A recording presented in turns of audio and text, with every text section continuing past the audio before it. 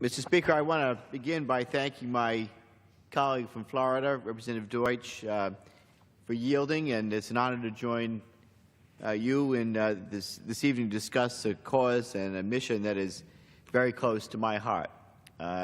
As many of my colleagues know, I was injured back in 1980 as a young police cadet when I was accidentally shot and paralyzed in the police locker room when a police officer's gun accidentally discharged. And so the cause of finding a cure and better treatments for spinal cord injuries and supporting family members as caregivers of people with spinal cord injuries has again been a passion of mine and a mission for many years. In late 2001, it was my privilege to join Christopher and Dana Reeve, two very dear friends of mine that I got to know very well over the years, in announcing the creation of the Paralysis Resource Center, or the PRC, which was officially established in 2002 as part of the Christopher and Dana Reeve Foundation.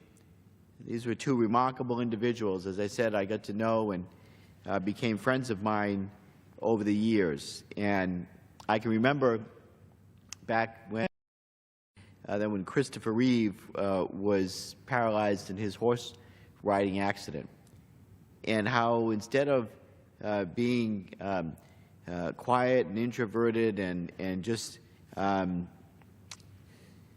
dealing with his recovery, he made it his mission to call attention to the cause of spinal cord injuries and the need for further research to be done and support services to be provided. He was an amazing inspiration to me because he gave voice and was a face of spinal cord injuries and the work that needed to be done to find a cure.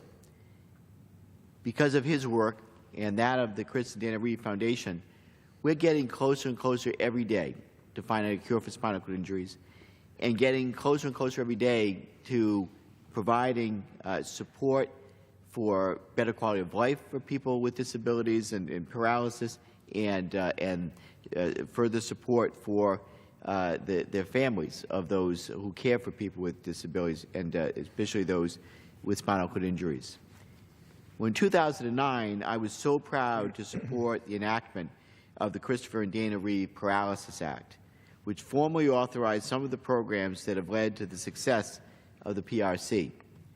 So this center has grown to include a network of information specialists, programs, a peer and family support program, a substantial quality of life grant program, and a neuro-recovery rehabilitation network. It really is an inclusive center, and it conveys the message that people dealing with spinal cord injuries or nerve-related conditions are not alone, that there are people and organizations around them who care and are willing to give the advice and the counsel support that they need.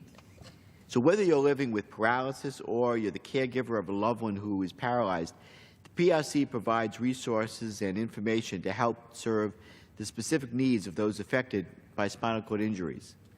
Now, we know there are more than 43 million caregivers in the U.S. providing support to loved ones with chronic disabling conditions on a variety of disabilities, whether it's a sick child or an elderly or sick parent, or in particular those such as those living with spinal cord injuries and paralysis. So reports estimate that the annual economic value, if we had to put a price tag on this uncompensated care of family caregivers, to be somewhere approximately at the level of $470 billion annually. $470 billion annually, if we had to put a dollar figure to this uncompensated care. That's more than the total Medicaid spending was in 2013. That's when this study was done. Those statistics were made public. So although the benefits of family caregiving, of course, are plentiful, and it's what families do for one another. If you have a sick child or an elderly or a sick parent or loved one, families so often step up to the plate and they provide that uncompensated care. Again, it's what families do. But at the same time, it can also take an emotional, mental, and physical toll. As a result, respite is the most frequently requested support service among family caregivers. Respite is that little bit of assistance where you have someone coming in to give the caregiver a break during the course of a week. Maybe it's an hour or two a day or a few hours during the course of a week that can make all the difference in allowing the caregiver themselves to go to the doctors or go do the grocery shopping, the rest of the families, the things that are important to the family, whether you're bringing a child to the baseball game or soccer practice, or, again, just those little everyday things maybe we often take for granted that a family caregiver may not be able to do but for the fact that they have respite coming in. As a result, respite, again, is the most frequently requested support services among family caregivers.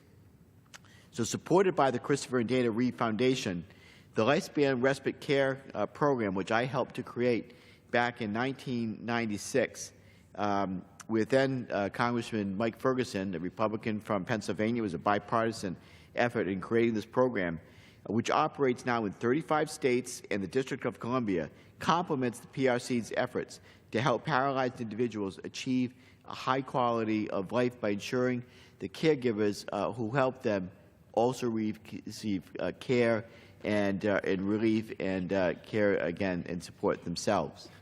So access to respite services has been shown to promote caregiver health and well-being, promote family stability, reduce the likelihood of abuse and neglect, and delay or even avoid the need for admission to costlier long-term institutional settings, resulting in significant savings for the health care system and ultimately taxpayers, but ultimately receiving, helping the loved one who needs the care receive better care because the loved one providing the care gets a break and gets the support that and a break that they need.